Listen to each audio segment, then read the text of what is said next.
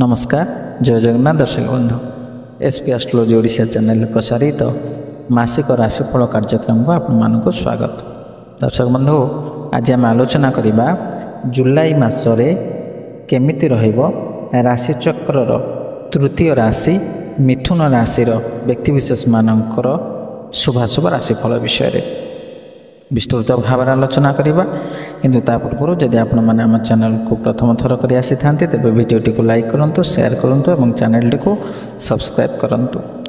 ताल चलो दर्शक बंधु आ विलंब करवानी आरंभ करवा आज आलोचना चक्र जे 2024 मसीहा जुलाई मासरे केमिति रहिबो मिथुन राशि व्यक्तिविशेष मानकर शुभाशुभ राशिफल विषय। ए मिथुन राशि जार अधिपति ग्रह होचंदी बुध और ये मिथुन राशि शुभवार रविवार बुधवार शुक्रवार घातवार सोमवार शुभ संख्या 5, 6, 8 शुभ रंग सबुज रुपेली और आकाश। यही मिथुन राशि व्यक्तिविशेष माने किपरि होइथांती स्वभाव से विषय आम सामान्य रूप से जानी रखा। ये मिथुन राशि जात व्यक्ति ग्रामर अधिनायक चतुर बुद्धिमान दृढ़ बंधु मिष्टान भोजन प्रिय सुशील वचन अस्थिर चंचल नेत्र कुटुंब वत्सल कामुक रति पंडित बाल्यकाल सुखी मध्य भागरे मध्यम और शेष भागरे दुख भोगी द्विभार्यायुक्त गुरुवत्सल स्वल्प पुत्रयुक्त गुणयुक्ता आदि स्वभावर होइथांती। एई मिथुन राशि जुलाई मासरे केमिति रहिबो गोचरीय ग्रह स्थिति से ऊपर नजर पकई नवा। मेष राशि रे मंगल वृष राशि रे बृहस्पति मिथुन राशि रे शुक्र बुध कन्या राशि रे केतु एवं कुंभ राशि रे शनि मीन राशि रे राहु अधिष्ठान करुछंदी। ए गोचरीय ग्रह स्थिति को नजर रखी जुलाई मासर मासिक राशिफल 2024 अनुजाई एही मास आपणों पाई मध्यम शुभफल प्रदायक होता है। जदिओ आपणकर आय ए मासरे भल रहिबो नाही तथापि आपण साहसर सहित आग को बढ़िबे एवं आपण प्रत्येक कार्य को पूर्ण उत्साह सहित समाप्त करिवे। निजर क्यारियर रे शॉर्टकट नेबाकू एड़ाइबाकू पड़िबो आपणको नचेत आपणको किछि समस्यार सामना करबाकू पड़ि पारे। आपण निश्चित भाव में भाग्यर समर्थन पाइबे किंतु एथिपाई आपणको किछि चेष्टा करबाकू पड़िबो एवं आपण कोनोसी समस्यार सम्मुखीन होला परे एवं समस्यार समाधान करिबा परे जाई आपण भाग्यर समर्थन पाइबे। एहार अर्थ यह कहा जाय पारे जे संघर्ष परे ही आपण भल सफलता मिलिबो। आपणकर धार्मिक कार्यकलाप रे आगरू जतिक आग्रह रहुथिला सेतिक आग्रह वर्तमान रहिबो नाही जहाँकि आपणकर मन को अशांत रखिबो। आपण धार्मिक कार्यकलाप रे अर्थ खर्च करिवे सत किंतु मन को शांति मिलिबो नाही। निजको सर्वोत्तम बोली भाबिबारे आपण भूल करिवा ठारू दूरे रुहंतु कारण यह परिस्थिति को आहुरी खराब करि पारे। पारिवारिक परिवेश रे उत्थान पतन मध्यरे सुख दुख मिश्रित रहिबो। प्रेम संपर्क रे किछि टेंशन बढ़ी पारे जतबेले प्रेम वैवाहिक संपर्क रे वृद्धि पाइबो एवं आपण निजर जीवन साथी सहित घनिष्ठता अनुभव करने को समर्थ हेबे। स्वास्थ्य रे उन्नति हेबो केवल अधिक चर्बी थिबा खाद्य दूरे रहिबा अनुकूल हेबो।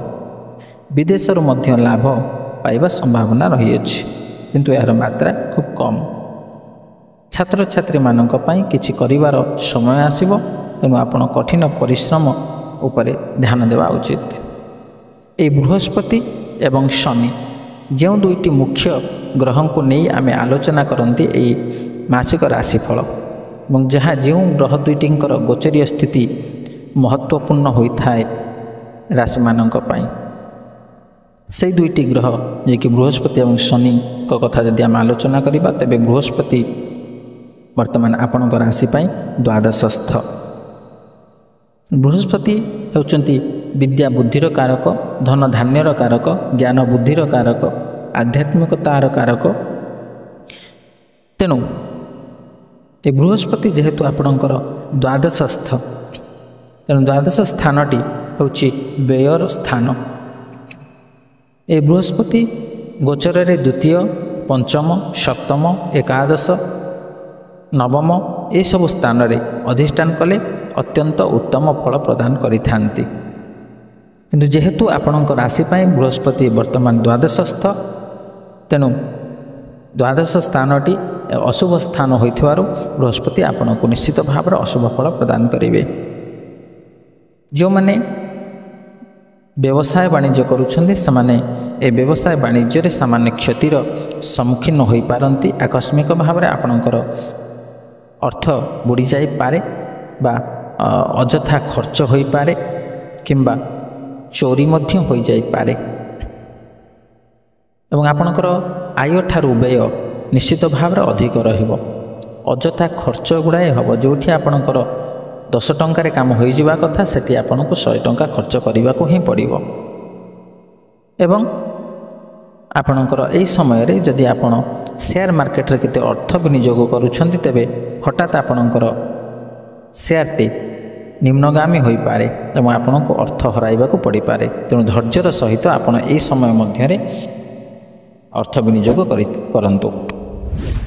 ଏବଂ ଯଦି ଆପଣ ଆଧ୍ୟାତ୍ମିକବାଦୀ ଅଟନ୍ତି ତେଣୁ ଏହି ଆଧ୍ୟାତ୍ମିକ କ୍ଷେତ୍ରରେ ବର୍ତ୍ତମାନ ଆପଣଙ୍କର ଦେବତାଙ୍କ ପ୍ରତି ଆଗ୍ରହ ସାମାନ୍ୟ ରୂପରେ କମିଯାଇପାରେ, ଯାହାକି ଆପଣଙ୍କର ମନ ଅଶାନ୍ତିର କାରଣ।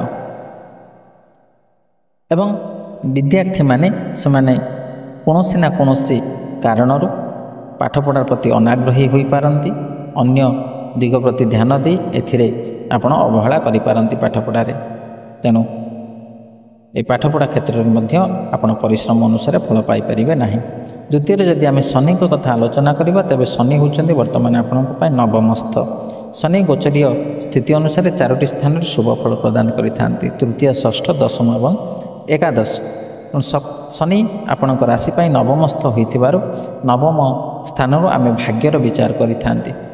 ତେଣୁ ଭାଗ୍ୟ ସ୍ଥାନରେ ରହି ଶନି ଆପଣଙ୍କୁ ଅଶୁଭ ଫଳ ପ୍ରଦାନ କରୁଥିବାରୁ ଆପଣ ଭାଗ୍ୟ କ୍ଷେତ୍ରରେ ସାମାନ୍ୟ ବିଡ଼ମ୍ବନା ଦେଖିପାରନ୍ତି। ବା ମନେ କରନ୍ତୁ ଆପଣ ଗୋଟେ କାର୍ଯ୍ୟ ପାଇଁ ଆବେଦନ କରିଛନ୍ତି, ସେ କାର୍ଯ୍ୟଟି ଆପଣଙ୍କୁ ଲାଗୁଛି ଯେ ହୋଇଯିବା କଥା, କିନ୍ତୁ ଶେଷ ପର୍ଯ୍ୟାୟରେ ଆପଣଙ୍କର ଭାଗ୍ୟ ଆପଣଙ୍କର ସାଥ ଦେବ ନାହିଁ। ଆପଣ ହୁଏତ ସେ କାର୍ଯ୍ୟକୁ ସଫଳତାର ସହିତ ସମ୍ପୂର୍ଣ୍ଣ କରିନପାରନ୍ତି, କିନ୍ତୁ ଆପଣ ବାରମ୍ବାର ଚେଷ୍ଟା ଦ୍ୱାରା ଆପଣ ସେ କାର୍ଯ୍ୟରେ ସଫଳତା ହାସଲ କରିପାରିବେ, ନିଶ୍ଚିତ ଭାବରେ କରିପାରିବେ। କାରଣ ଶନି ହେଉଛନ୍ତି ନ୍ୟାୟର ଦେବତା, ସତ୍ୟର ଦେବତା, ସତ୍କର୍ମର ଦେବତା। ଯଦି ଆପଣ ନ୍ୟାୟରେ ଅଛନ୍ତି, ସତ ମାର୍ଗରେ ଅଛନ୍ତି, ସତ୍କର୍ମ କରୁଛନ୍ତି, ତେବେ ନିଶ୍ଚିତ ଭାବରେ ଶନି ଆପଣଙ୍କୁ ଶୁଭ ଫଳ ପ୍ରଦାନ କରିବେ। ତାହେଲେ ଦର୍ଶକ ବନ୍ଧୁ, ଏ ତ ଆମେ ଶୁଭ ଏବଂ ଅଶୁଭ ମିଶ୍ରିତ ଫଳ ବିଷୟରେ ଆମେ ଆଲୋଚନା କଲେ। ଯେଉଁ ଅଶୁଭ ଫଳ କଥା ଆମେ ବିଚାର କଲେ ବା ଆଲୋଚନା କଲେ, ସେ ଅଶୁଭ ଫଳକୁ ପରିତ୍ୟାଗ କରି ଶୁଭ ଫଳ ପ୍ରାପ୍ତ କରିବା ନିମନ୍ତେ କେତେ ଗୁଡ଼ିଏ ପ୍ରତିକାର ବିଷୟରେ ମଧ୍ୟ ଆମେ ଆଲୋଚନା କରିବା।